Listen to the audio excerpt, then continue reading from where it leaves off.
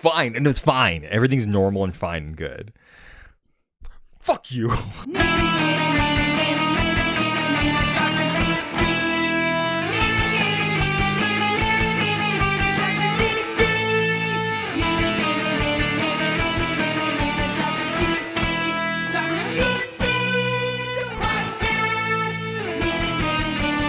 Welcome to Dr. DC podcast.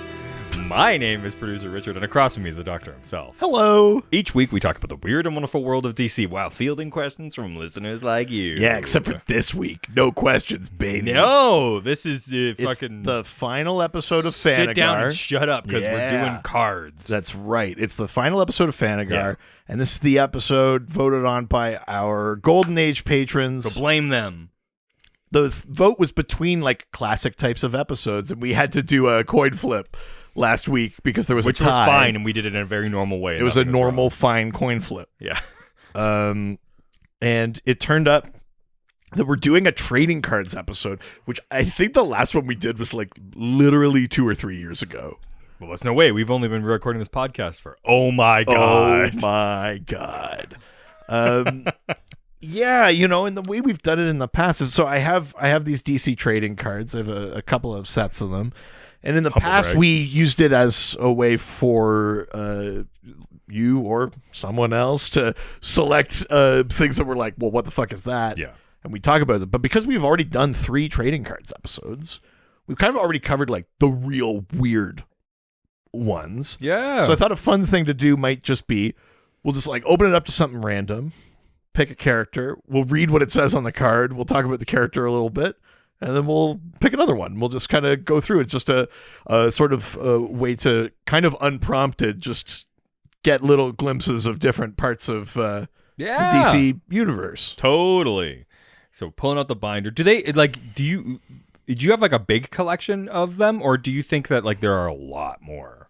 Oh, there are more than what I have. These are just, my wife found these on the buy and sell in town and got them several years ago. I wonder, do they still make them? Like, I mean, possibly. To be honest, like, my interest isn't really in trading card things, but they came up on the buy and sell. It was cheap, and I was like, that's pretty fun.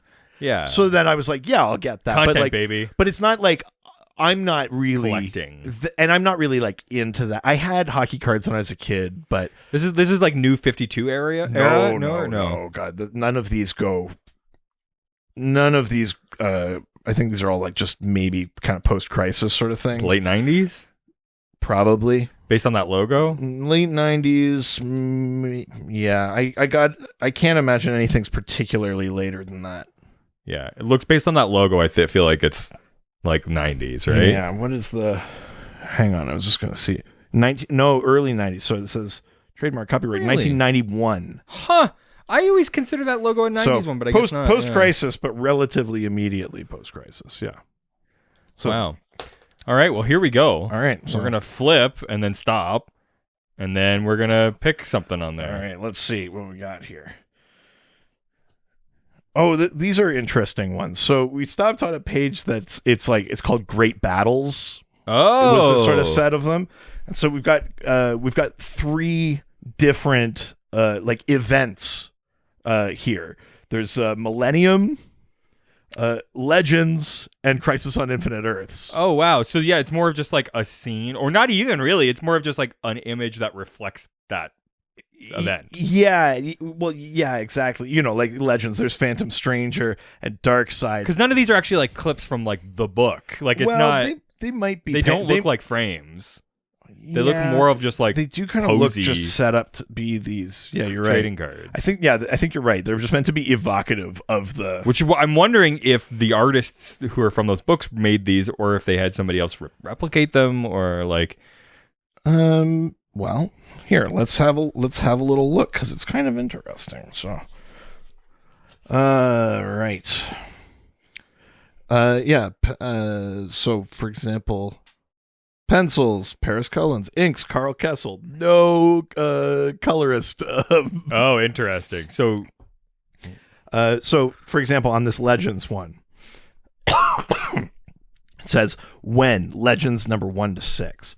And then it says, beyond the brittle barriers of sanity lies the hate-filled planet Apocalypse, My a God. domain ruled exclusively by the evil dark side who schemes endlessly against the heroes of our world. Lately, however, he has come to realize that the noble spirits of Earthlings can never be bent to his will so long as there are legends of heroes and superheroes to inspire common folk to greatness. This realization then enkindles Darkseid's Operation Humiliation, a plan to rob the world of its legends, a plan that begins with Brimstone and Macro Man, who rampage through New York Wait, is that City. actually the And that's this- operation? Like, Yeah, so the idea of Legends is that the Phantom Stranger and Darkseid make this wager about the, roughly it's about whether or not, like, you know, people are going to believe in their heroes or whatever. And it starts like there's like a defamation campaign against superheroes and stuff. Like Glorious Godfrey, who's kind of like the apocalyptian new god of persuasion, kind of becomes like a propagandist sort of figure. Sure. That's like smearing superheroes and stuff like that. It's about like, can their reputation survive as like the world is in turmoil? these and that sort of filthy shit. superheroes. Yeah. Oh, God, Jesus. So there's kind of like that element to Legends. Legends is like too big though, and it didn't have its own book, I don't think, or maybe it did. But like, I have a bunch of issues that are Legends tie-ins, and like sometimes they say like part 22 on them or something. You're like, oh God. The first appearance of Task Force X, the way we know them now, like supervillains press ganged into working for the government. That it does have its own title because that happens in Legends number 3. So that's the first appearance of the Suicide Squad. Oh yeah, I've got Legends. Like I got a shitload of Legends. I've got like Really 24, 25, 30, 30, or 29, 30, 31, 32, 33, 35, 36, 37, 38, 39, 40, 41. Really? Yeah. Did you look it up by story arc? There's no way that the Legends title goes for that many issues. Well, Oh no, this is Legends of the DC Universe. Different This is thing. something different. good. I'm glad that they don't overuse the word Legends. I mean, listen, they're words. I'll remember that defense. Listen, it's words. It's words. It doesn't matter. No, so that's kind of what Legends is about. Millennium, this other one on the Ha-ha. left-hand side. Ha ha ha ha. Yeah, excuse me, Millennium. Yeah. Thank you very much. Yeah. Get my event's name. You're gonna make me choke today. Stop doing this. So what's with all the faces? The top left-hand corner there. Top left-hand corner there. Oh, well, here, Millennium. You should recognize those faces on that card. There's your new Guardians, baby. Oh my God! You got there it is. Extraño in there. You got There. Harbinger. I do remember that. Millennium is the one where like the Manhunters have been like secretly undercover and stuff, and at the end of it, they're like, "We need new Guardians," and That everyone's is- like, "Why?" And they're like, "I don't know." That is the worst drawing of Superman I've ever seen. the second card Yes. there. Yeah. It looks like he's like a cybernetic face on him or something. It's true. But yeah, see, and there's your new Guardians. There's the Floronic Man before he decides to go by Floro. wow. So that's your there's your new Guardians there. Yeah, this other one you see there's Captain Boomerang, there's a bunch of Manhunter robots, there's the Spectre. Yeah, so that's Millennium, and then of course Crisis on Infinite Earths on the far side, which is really like kind of like the first event. Yeah. Like there are other stories that maybe had like an issue here, an issue there, or they were multi-issue Oh my things. God, that Superman's really badly drawn too. Wait, which one? He am I looks like looking at he's ill. here? I mean, let's have a little look here. Let's see who this is. Pencils, Paris Cullins. Inks, Robert Campanella. No colorist credited. Weird. Yeah. Crisis on Infinite Earths is interesting though, because it's the first of these kind of big events. It has its own series, 12 issues. There are tie-in issues in all of the other things, and it changed the continuity of DC. Yeah. We're so kind of numb to it now. It's kind of like the idea of like cinematic universes or something. We're like, okay, whatever.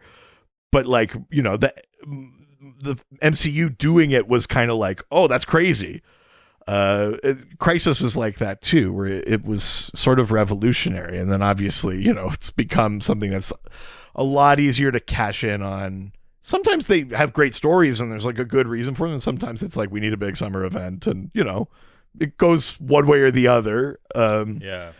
But yeah, kind of. Who's the guy in the background in that second card on the far left there? That is the Anti-Monitor. Oh God, what a weird depiction of him. Yeah, the Anti-Monitor's got a weird look. There he is fighting the Spectre on that card. Yeah. That's a weird look. I'm so used to like the CW one and like. Well, yeah, and you know what? It's funny because he has this helmet. We've seen him without the helmet, and that sort of inspires the CW look a little bit. You know, especially in the New 52 where they like explore him as like Mobius. Yes. Like who was he before he was the Anti-Monitor or whatever. But yeah, you're right. It does kind of, the CW one is sort of interesting that way. All right. I want to flip to something else. Okay. Let's do it. Now.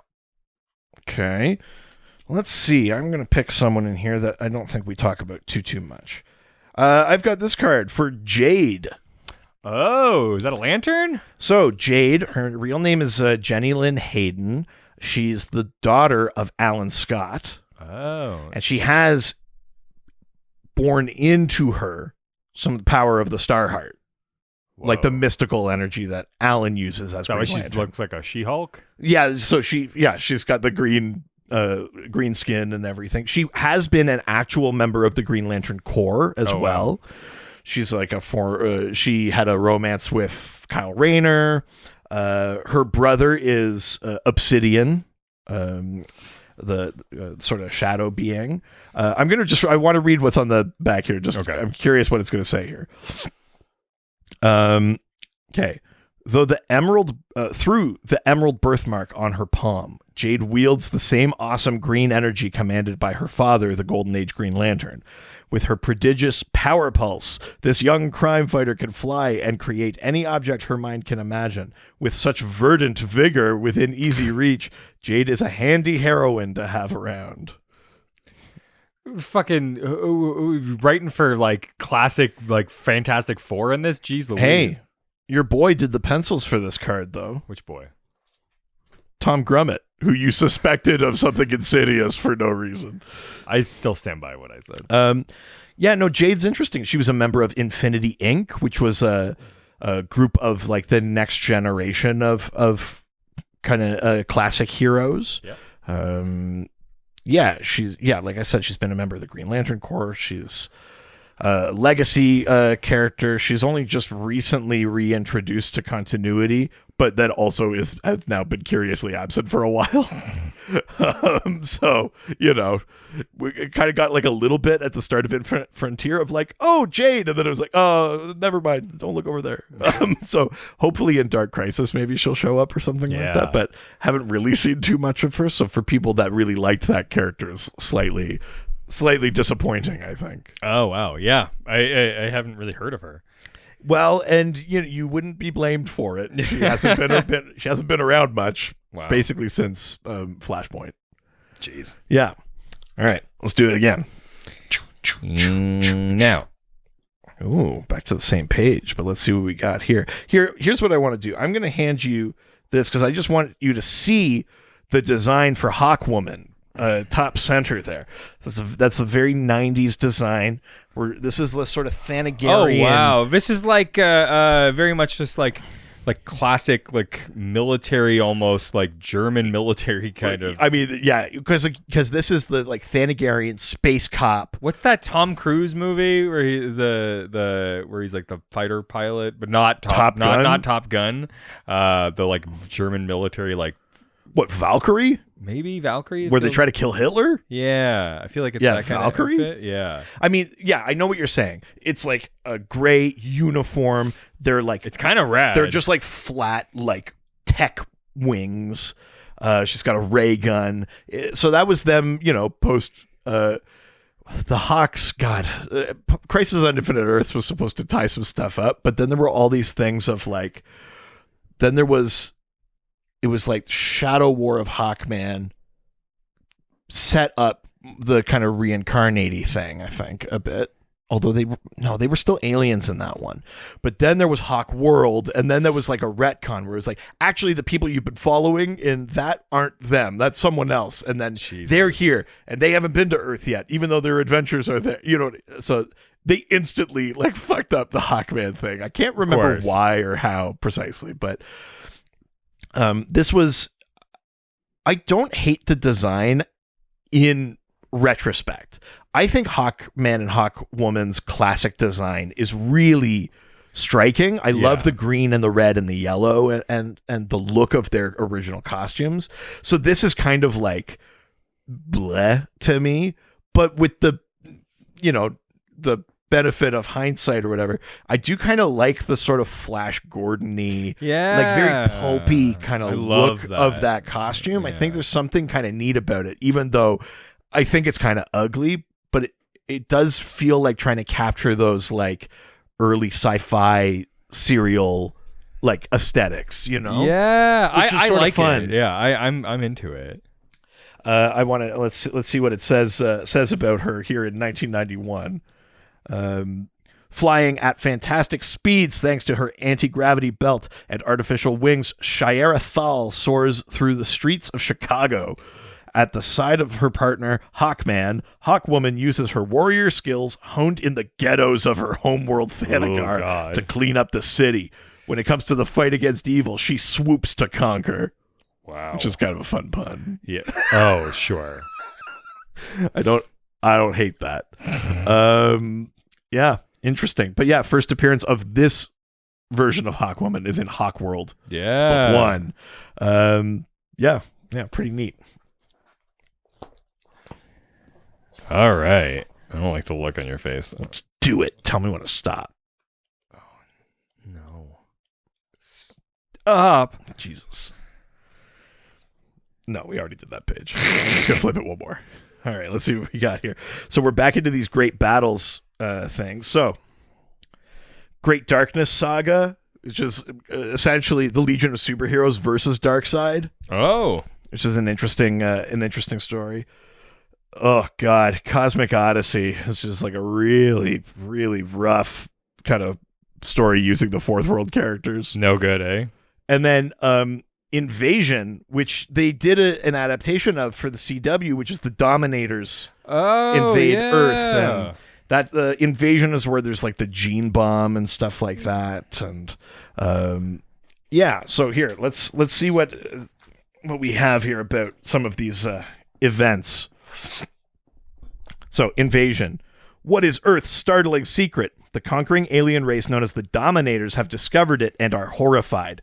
The unique threat Earth poses is unimaginable, for as the Dominators learn, its natives possess the metagene, a genetic oddity in many humans which, in times of great physical stress, unlocks from deep within them strange and mighty superpowers, unlike those possessed by any other in the universe. Terrified that Earth may become a spawning ground for an unpredictable and unbeatable super race, the Dominators join forces with other worlds to form an alien alliance that issues the following ultimatum to the United Nations. The Earth can either surrender its superheroes or be destroyed. Wow. So that's where we get the metagene.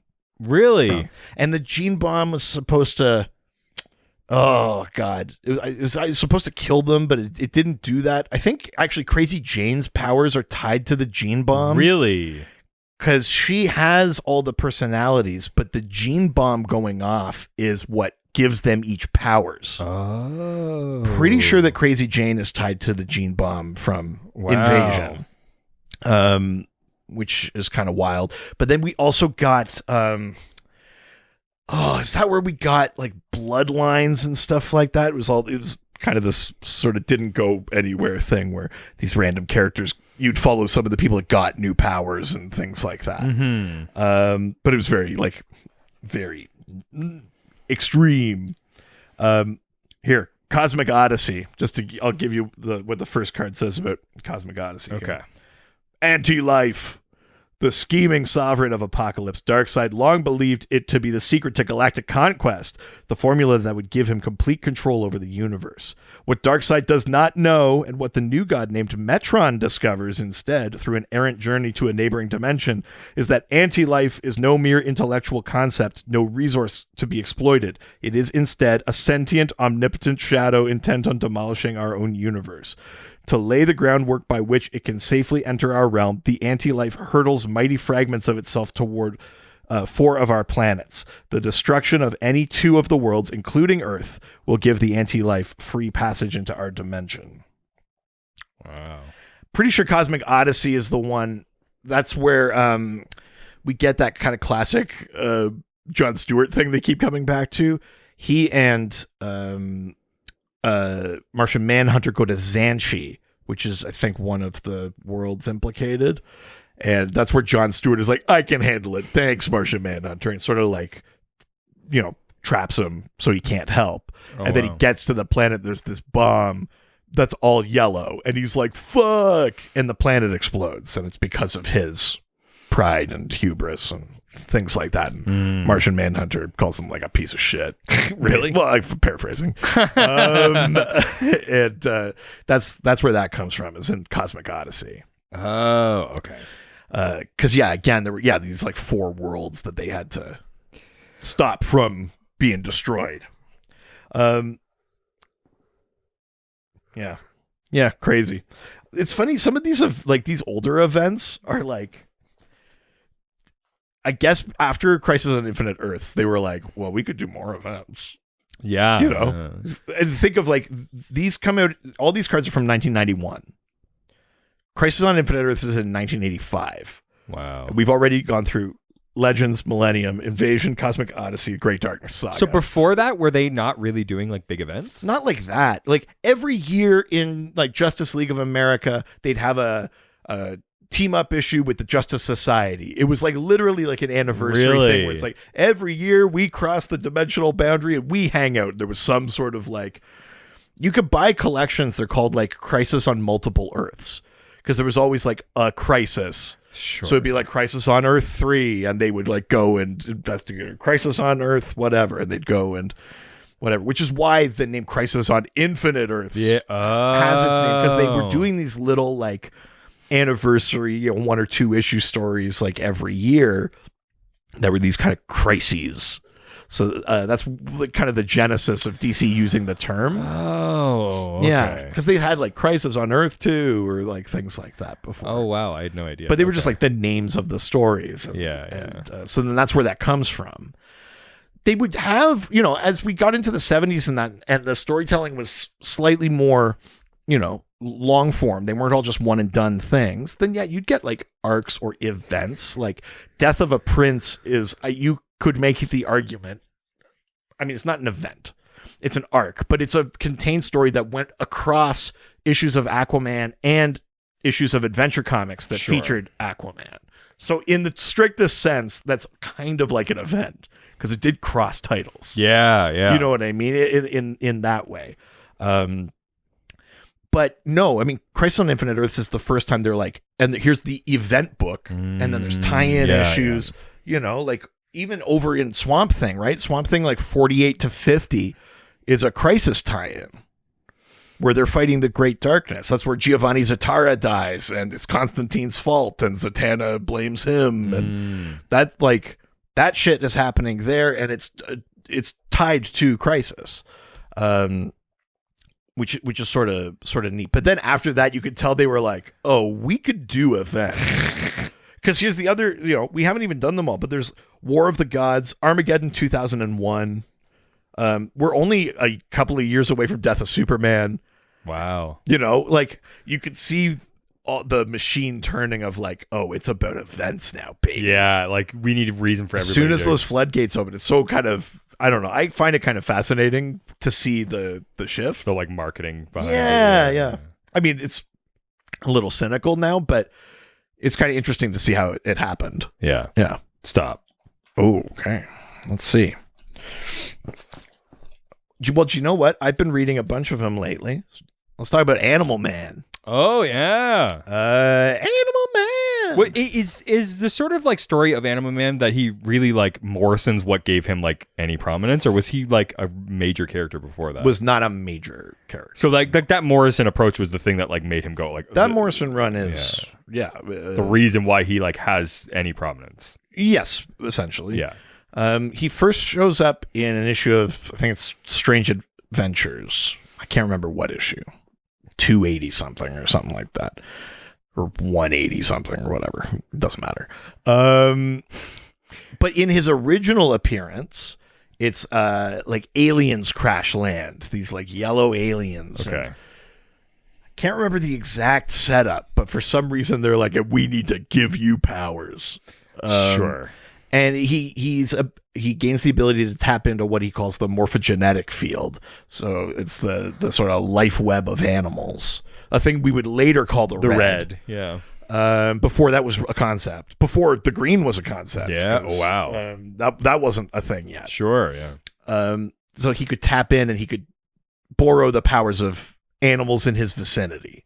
He wouldn't shapeshift or whatever. It would be like he'd tap into a sparrow and then he would just fly. He wouldn't even like have to flap or anything. He would just, I have the ability to fly, and it would just work. Sure. So he had adventures there. The Morrison run definitely, I mean, it was a self-titled series, but also all of those kind of Morrisonisms that are almost tropey now of like, he meets Grant Morrison in that series. He ends up somewhere between our world and his world, like between panels of the comics and stuff. I think we just talked about it last week. Phantom Stranger actually rescues him from there. Was this one of like Morrison's like early books, or is this like in the middle, like in the far into his career? Oh, no, it must be relatively early. Do you think that like, because that's what, like late 80s? Do you think he pitched Animal Early Man? 90s? Do you think he pitched Animal Man, or do you think that it was just like any character could have fit that story? Yeah, I don't know that Morrison's really that type. I imagine it was Animal Man, and it just had because it feels arbitrary. that they had that sort of idea to like explore this sort of meta thing. But I wonder if it's just arbitrary that it's Animal Man. I think it would be a mistake to think that Morrison was like, no matter what I write, someone is meeting me, as opposed to, I've been writing Animal Man and this occurred to me and I think it would be fun. Because you know what I mean? Like, I don't know that Morrison was like, someone has to meet me in a comic. And then he was like, I'll do it for Animal Man. Which is funny because they were saying, I'll do it for Animal Man. I feel like that actually is the idea. So the only reason why who knows, there might be an interview with Morrison out there where they're like, they wanted it to happen. There was I was listening to an interview where somebody was talking about the that Craven the Hunter story, like Craven's Last Hunt. Yeah, and they were basically like, the fact that was Spider-Man was arbitrary, or no, the fact that it was Craven was arbitrary. See, that seems crazy. Yeah, because it's Craven's Last Hunt. They were like, well, yeah, but the concept was more about like somebody it taking like a hero and like killing Spider-Man and stuff and like burying him alive. Right. And, like that was the concept. And then it was just like, well, it's like, and he had like tried to pitch that story for not even for Marvel. He tried to pitch that to DC for like someone else. Yeah. It was just like a good concept he had, Right. and like this image of somebody being buried alive. And then it just sort of like was like, oh, I guess, well, I'm put on this character. Oh, Craven actually makes sense from this standpoint. Oh, interesting. Well, then who knows? Maybe, but I wonder. Yeah, I don't know. It's a good question. But yeah, that run is iconic for Animal Man. Does the events in that run reflect into stuff beyond that series? So here's the interesting thing. Later in the New 52, there's another great Animal Man run. Oh. And is that the Gerard? Is it Gerard Way? No, it's Lemire. Lemire, that's right. Sorry. And Travel Foreman for a bit, and then a bunch of other artists. Does Gerard Way do that, or am I mixing that up? No, Gerard Way does Doom Patrol. That's right. Another Morrison joint. That's what it is. That's But in that Animal Man run, and it's the New 52, and Animal Man is tied to the red. Yeah. We have this idea of the green and the red. Yeah. And in that one, there's I think it's a pretty smart little thing that they do, which is the reveal in that series is that it's actually Buddy Baker's daughter, Maxine, who is intended to be the avatar of the Red. Oh, interesting. But she's too small. She's too young. She's sure. not ready to inherit that power and accept that responsibility. And the Red makes Buddy a sort of like imbues him with a fragment of the power that the avatar would have. Wow. In order to protect her. Sure. And they do a little thing where they do the retcon of like, he's already an adult. Like normally our avatars, like they're made from birth. They understand what they're going to get into. But like, if we just try to tell him about the Red, he'll go nuts. So we got to come up with a thing he can more readily accept. And they're like, there are a bunch of superheroes in the world with these crazy origins. So they manufacture the aliens crash land story. Oh. So that's how they work in past history. the kind of like his original origin into this new kind of thing, is that it's That's like fun. a psychological trick basically. And that's all Lemire brought that in? Yeah. Wow. Which is kind of, I think it's kind of clever. Yeah. And it's interesting too, because it's also their way of explaining like, well, his powers seem like way limited versus like another avatar. Yeah. And it's because he's not the avatar, so they only give him some of the powers. Because Maxine Baker can do, you know what Swamp Thing does, where he like Can go to like any part of the world. could do that, but he like any plant in a room and he could like and like turn into it. Oh, wow. Maxine can do that with flesh. Jesus Christ. So there's a part in those books. Also nice. There's a part in those books where Maxine gets like ripped apart by these monsters, and they're like, no! And she's like this 4-year-old, and you're like, holy shit. Jesus. But then this cat or whatever fox shows up and kind of like, oh my God. and just turns into Maxine again, and she's like, I just moved my consciousness into this thing. That's some real body horror shit. Yeah, she's like, I found a fox who submitted his body to me, and I did that. So like Maxine could do that thing, but through flesh, in the way that Swamp Thing does it through vegetation. It's like Castiel. It's pretty fucked up, like from a, like you said, body horror thing. But I do like the idea of this like scale of power, because if you just looked at what Animal Man could do, which is just tap into some animal powers. Yes. Later in that run, he gets some limited shape changing kind of abilities. Oh, okay, yeah. But versus what Swamp Thing can do, it's like these don't look like they're on par at all. No. And they come up with a pretty good reason for it, I think. So yeah, Wow. kind of neat. All right. Oh, other funny thing about Buddy Baker is that he's like an actor. He's like a stunt person. He is like a public personality and like vaguely famous. Really? Yeah. Which is kind of odd and interesting. Yeah. And he goes on a space adventure with Adam Strange and Starfire. This is around Infinite Crisis. He's part of the Justice League United when they're based in Canada. Well, now I want him and Booster Gold to team up. Oh, interesting. Animal Man and Booster Gold? Oh, right, because celebrity the fame sort of thing, thing, yeah. Well, except that that's the, like, Booster's... It's funny, because Booster, I think, you could still get away with him being like, oh, wouldn't it be nice to be better liked, sort of thing. Yeah. But so much of his thing now is that, like, people aren't supposed to know that about him. Sure. But, yeah, I think there's probably some sort of Interesting conversation. middle ground there that's kind of interesting. Okay. All right. Now. Ooh, okay. We've got some new gods here. Hey. So I'm gonna flip this over. I want to see what this card says about Light Ray. Hey. Character we don't talk all that much about. Except for in that hilarious fuck you Light Ray. Well, yeah, in the Mr. King Miracle. Garrett's Mr. Miracle, yeah. Okay, so Light Ray. He's the shining star of New Genesis. Light Ray, the high-spirited new god who manipulates photons to create brilliant light blasts, hellacious heat, lasers, and holograms. Unlike his grim friend Orion, Light Ray is cheerful and optimistic and prefers to solve problems through compromise rather than combat. But when called upon to defend New Genesis from Darkseid's forces, he moves with the speed of light. Fuck you, Light Ray.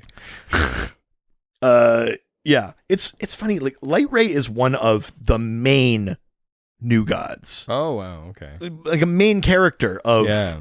New Gods, Fourth World, all that stuff. I couldn't give a shit about Light Ray. I mean, I think that's probably like, all of the things I've ever read that include the New Gods, and I just go like, oh yeah, and Light Ray.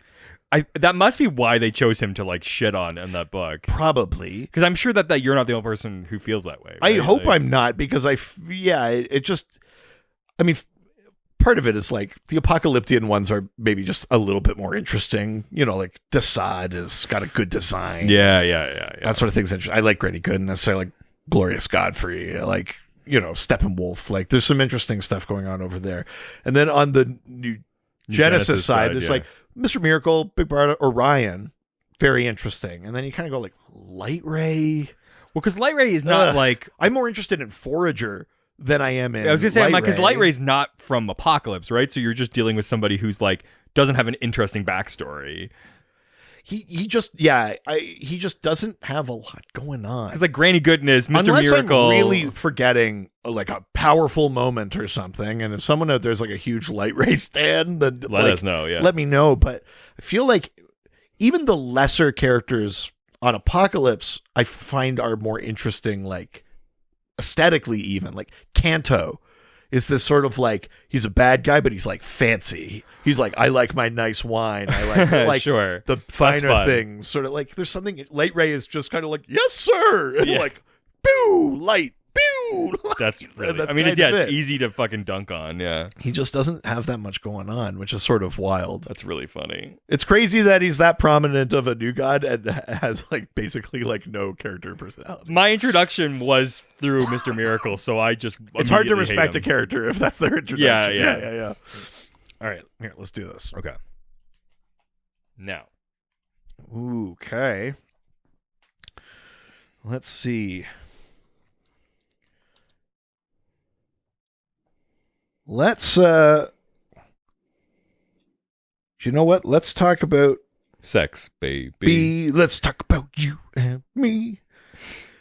Let's talk about Geoforce. Oh, there you go. So Geoforce, his name is Brion Markov. Yeah. Is this like ground, like earth kinetic kind of stuff? Yeah. He's geokinetic. Yeah. And he is he's a prince of Markovia. Oh, hey. His younger sister is Terra. Of course. From that thing that happened. Which is too bad, because I think there's more. I mean, there is more to Terra than the Judas contract, but it does really feel like a pall cast over that character, which is a real shame. But Brion Markov, Geoforce, he was a member of Batman's Outsiders. So that's where Batman quits the Justice League. He's like, I've had enough to here with your rules. And he makes his own team. Sure. Called the Outsiders. That's right. So that's Katana, Metamorpho, Black Lightning, Halo, Geoforce. Yeah. And Batman. Yeah. He's like hot-headed. He's kind of doesn't always have his temper under control. I have a very, I consider to be odd issue of a comic that is a Geoforce comic. It's called Last Will and Testament of the DC Universe. Oh. It's a one-shot that was, I think, leading into Final Crisis. And it's a big, long, I think it was trying to replicate the drama and that of Countdown to Infinite Crisis, which was the one shot where Ted Kord Blue Beetle is like, something's up and no one will help him, and he goes to investigate and Max Lord kills him. Yeah. You know, and it kind of pops events off that way. And that was a big, shocking, like, and I love that issue. That's one of my favorite single issues of comics. I think they tried to maybe replicate some of the drama and the appeal of that with Last Will and Testament, but it just doesn't work. But essentially in that one, it's like kind of like him going around and he's going to kill himself at the end of it. You're sort of reading his suicide note and you're sort of going on these adventures that vaguely kind of lead to Final Crisis. And that's a Geoforce thing. Weird. Geoforce currently was revealed to be the fake Deathstroke that started the Shadow War. Oh my God. So he tried to pop off violence between Deathstroke and Talia al Ghul in the hopes that they would wipe each other out Deathstroke because of what he did to Brion's sister, and Talia al Ghul because Leviathan, her organization that was stolen from her by Leviathan, the character, took over Markovia and made it its own. Leviathan is now a country in DC. Oh, okay. They took over Markovia to do it. And so he's like, fuck it, I'm going to wipe you all out. And so he poses as Deathstroke, kills Ra's al Ghul Jesus. to pop off this this thing. And that's fine. There are worse character motivations out there, but it feels a little thin. But at the same time, it's one of those things where it's like, I don't know that I think Geoforce is like amazing. Sure. And I do think there's enough character traits about him that it's not out of character. It's just you're maybe kind of stretching a bit or kind of like backpedaling him a little bit, which happens a lot. You know, we were just talking about that with Booster. You know, yeah. That blue and gold series kind of represents another step back for Booster Gold. Yeah. Right? It's still like a version that's kind of ignoring the best run of Booster Gold, which is the John's one, right? The greatest hero you've never heard of, right? Yeah. So kind of interesting that way. But yeah, that's Geoforce. Well, damn. All right. What do you think? Should you do one or two more? Yeah, why not? All right, here we go. Now. Okay. Let's talk about Metamorpho. Hey, yeah, we are. I like Metamorpho. You got me an issue of Metamorpho for Docmas. That's right. Which was pretty cool. So Metamorpho, his real name is Rex Mason. Sort of like an adventurer type. And he kind of gets half set up by Simon Stagg, his employer, the father of Sapphire Stagg, who is Rex's romantic interest. Yeah.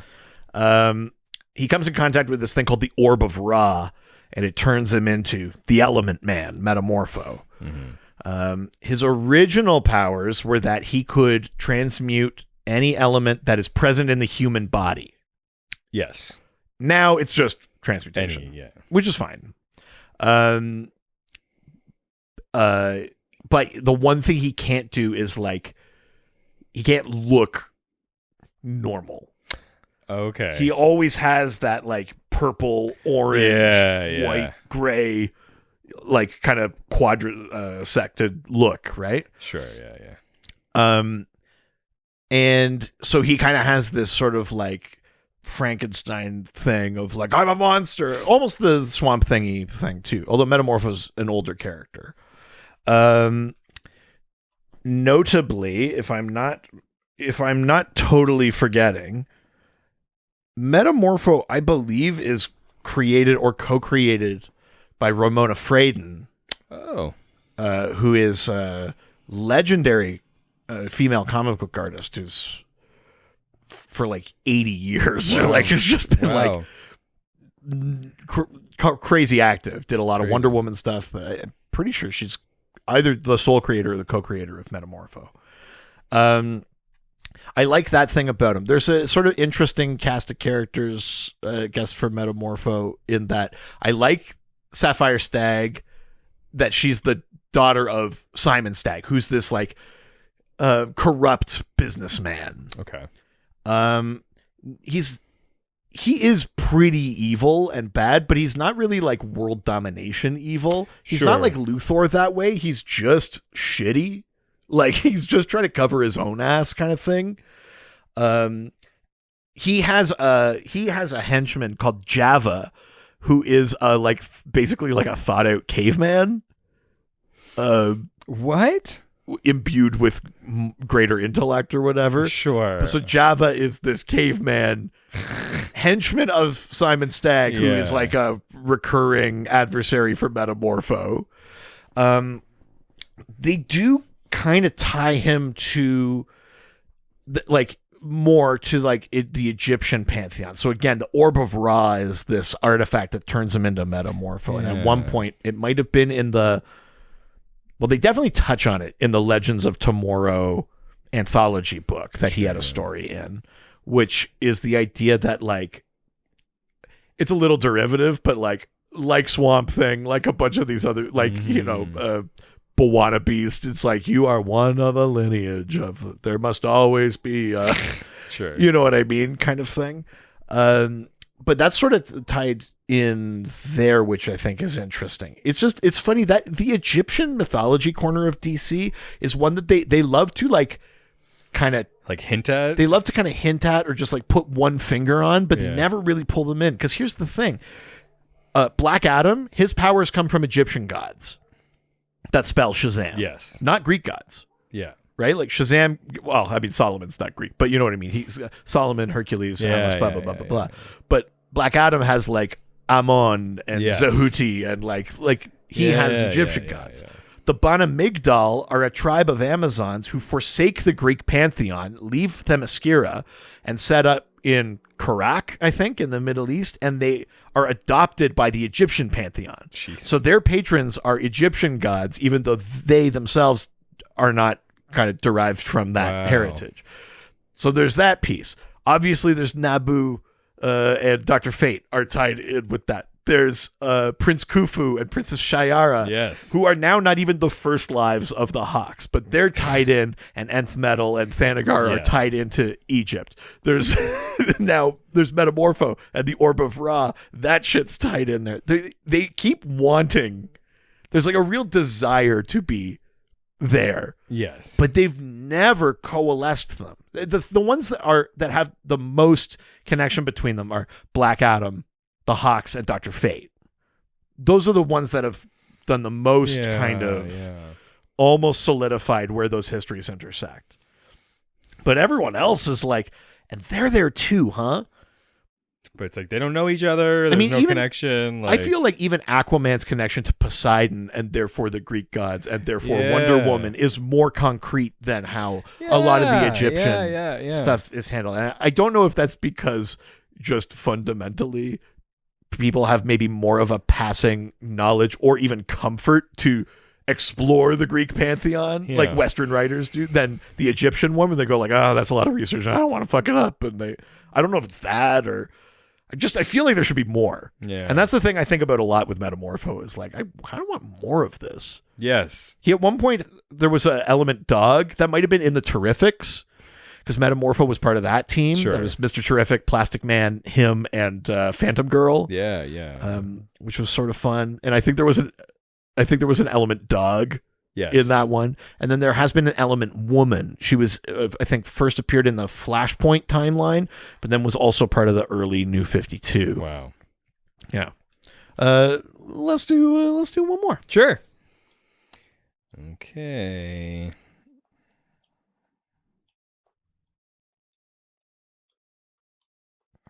Okay. You love these fucking events.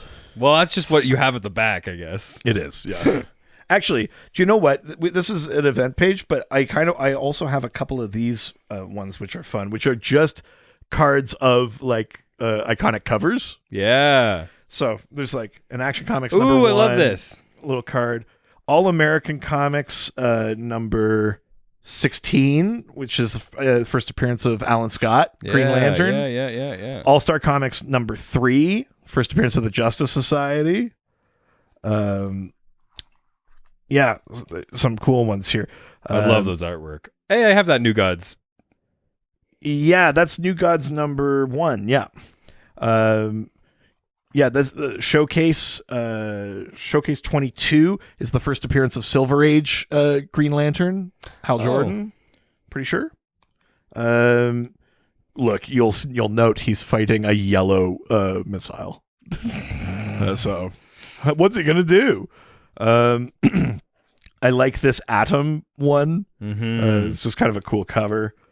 I love that typeface. That's so nice. The cover of Superman number 1 there. Sensation Comics number 1, which is not the first appearance of Wonder Woman, but her first appearance is All-Star Comics number 8. Yeah. But this is the cover of that one. There's Love Wonder that. Woman number 1 cover. Yeah, I'll read the back of one of these just to.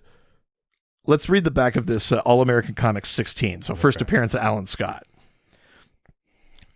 So 3 times shall I flame green, proclaimed the mystic meteor, which plummeted from the heavens and into the heart of ancient China. True to its promise, it burned once to bring death to fear-fraught thieves who killed the old man who molded the meteor into a lamp, once to give life to the addled madman who then forged it into a more modern form, and one final time to bestow great power upon construction engineer Alan Scott so that he might avenge the deaths of those innocents slain by a saboteur. Under the magic lamp's command, Scott fashioned a power ring from its metal and used its brilliant emerald beam to shed light over the darkness of evil as the Green Lantern. Ooh. Yeah. Very nice. I like that. Yeah, and I mean, listen, I've really come around on it. I love that costume. Yeah. I think for a while there, and I mean it's documented on the show. I shit on it a lot. Yeah. I've really come around on it. I love the like old school mystery man kind of thing of like, what the fuck do I have in my closet? Sure. And I kind of love that shit. That it's like a purple cape and green pants and a brown belt and an orange shirt with a yellow logo and a Green Lantern in it. So and much. Blonde hair and a purple mask. I hate it so much. Oh, I and red boots and shit like that. Look at that. That's great. It's insane. I don't know. I'm kind of all in on it. Oh I just God. enjoy it. But yeah, I like these cards, like they're not super helpful if you're like, what is the current state of this character? Because this is from 1991 and a lot of shit has changed / happened. But I do kind of like the little time capsule element of it. I like the artwork on it. Yeah, I think it's fun. Yeah, absolutely. And again, trading cards aren't really my thing. Like I would never go out of my way to collect. No. I need them all. You can't do anything with them. Well, and that's always my and it's just not my. Yeah, maybe that's why. Because at least comics I can read, and I'll go back and enjoy them and stuff. Maybe, yeah, you're right. Maybe that's it. If they were if they had stats and you could like play them and stuff. Oh, if it was like Pokemon cards, that would be a bit different. Yeah. Although there is a DC deck building thing. Bokelman's talked about it before, but I can't remember what it is. I'm also worried that would be too much of a thing. Like, I don't need like another thing to take all of my time and energy and money. But I do think there is a DC deck building thing out there. Possibly not even like recent. Like they made it a while ago or whatever. But I do think that exists. But yeah, those are the trading cards that I've got. I don't even know if that's a thing they still do, if they made ones like after Infinite Crisis and they're more up to date or something like that. I've never really explored it because again, it's just not a thing I think about. But I do like them. They're fun to like bring out like with my daughter and just flip through. And she goes, "Who's that?" Or she goes, "Oh, that's the Flash." And then you like. Totally. It's just fun for that kind of shit. I think one day you could like frame them or something. Like it would be fun to do that too. But yeah, I would do something like that. Like get like a cool custom frame with them in like a cool grid or something. Yeah. I would do that shit. Yeah, for sure. Well, if anybody else knows more about them, or if they like are still making them, like when did they stop? When did they start? Like, I'd be kind of curious to know. Yeah. Is there value to them? Are there particular? If there are multiple sets of these. Do you have favorites? Do you have ones that you think maybe have like the most interesting blurbs on the back or really good art or anything like that? I'd be kind of curious. Totally. Yeah, let us know. Well, that is the end of this episode, but we are not done because it's time to play everybody's favorite game. Oh my God. That's right. Can you guess the name of the character based on someone who's not read comic books can describe that character to us? I send a photo of a DC character to my wife who does not read comic books, nor does she care for them. She sends back 4 clues describing what she sees. I'm ready. All right, baby. 4 clues. First of 4 clues. All right, so let's see here. First clue. Tiny front hair curl like Richard. Superman. No, that'd be hilarious. Never again. I mean, I did it once. Who knows? Another clue. Okay. Ready to rave with his glow bracelets. Ready to rave with his glow bracelets. That's right.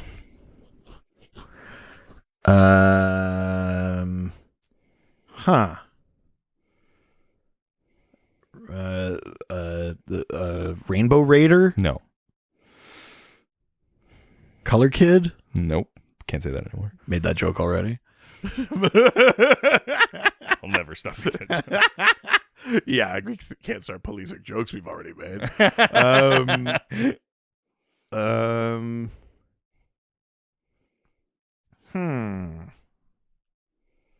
Next clue. All right. Third of 4 clues. Heavyweight Viewmaster Championship belt.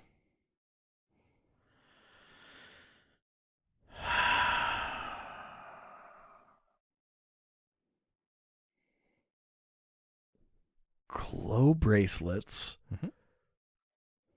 Viewmaster Championship belt. Yeah. And the curl. Yeah. Bouncing boy. No. Tobias Whale. No. Nah, he's bald. Last clue. Final clue. For 4 of 4. Okay. T is for tough?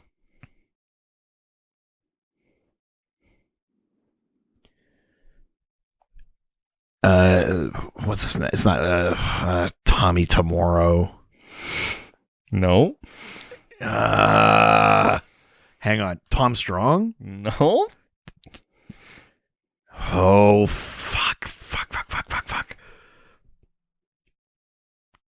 If his name's just fucking Tom or something, It's not. It's not.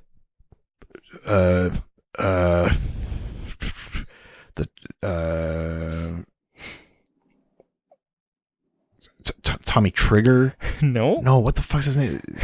Am I close? Yeah. Fuck. The Tommy Tornado? No. Tornado twin? No. Trigger twin? No. It's fuck.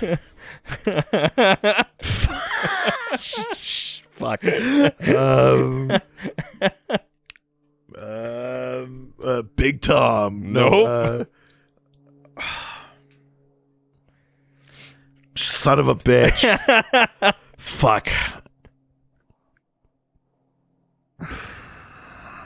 So funny. Oh, fuck. I'm right fucking there. You are.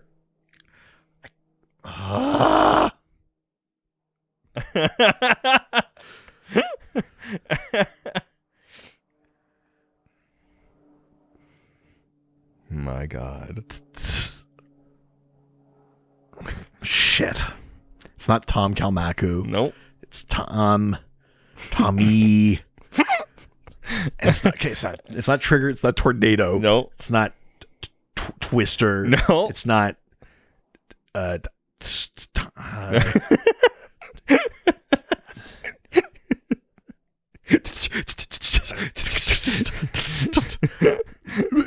Please, I have a family. You want the moon? Shit. Tommy's gonna do it for you. I don't know. Fuck. Do you want to see a photo? Yes, I'm fucking pissed. Damn it.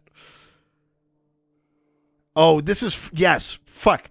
So it's like a version of kind of like Tom Strong, but that's from the Justice Guild, from an episode of Justice League Unlimited where they went to a world that was basically supposed to be like the Justice Society, but for some reason they couldn't use those characters. So they made fake like Golden Age heroes. Mm-hmm.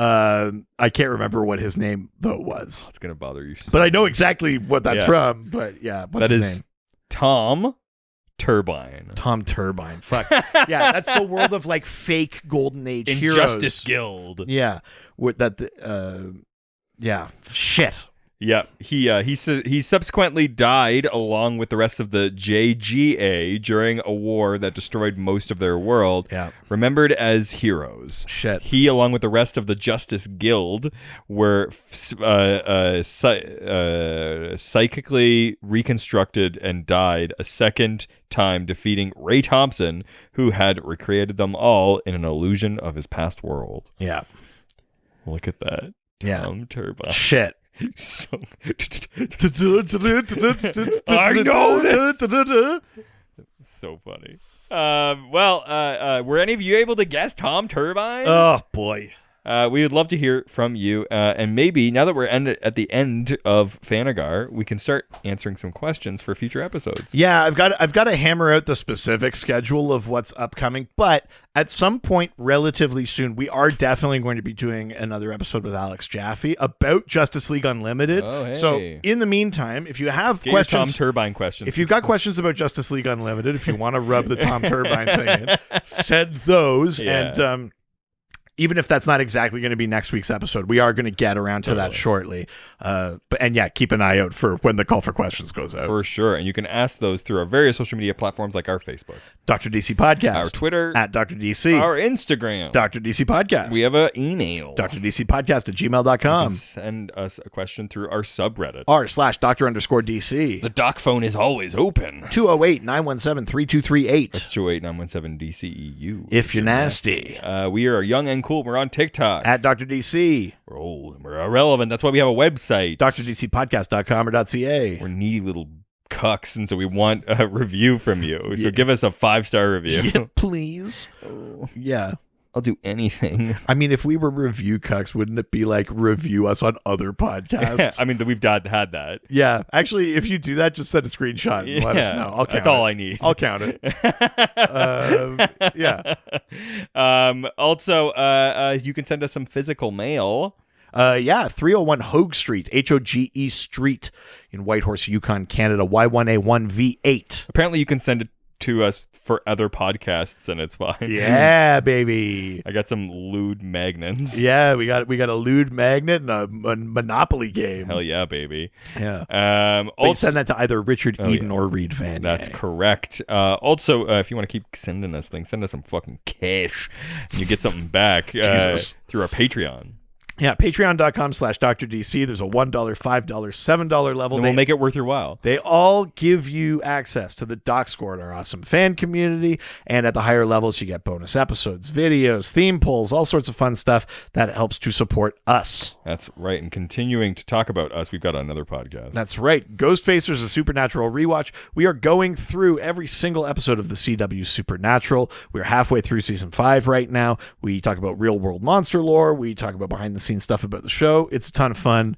We talk about sandwiches. Hell yeah. Yeah, because that makes sense. Baby. Just wait till we get to bigger sense. I need to see if I can make it out of season 5. Yeah, yes. It's already a stretch. Yeah, but we got fucking Leviathan, baby, and there's a lot of sandwich stuff going on there. Yeah, that's true. Yeah, turducken, baby. That's right. Who knows what we're talking about? The only way to find out is by listening to that podcast, but it's the end of this one. So that's right. Ciao, ciao. Adios. Superheroes, they always fight for what is right. Live with danger and adventure, they are men of might. This was a Brain Freeze podcast.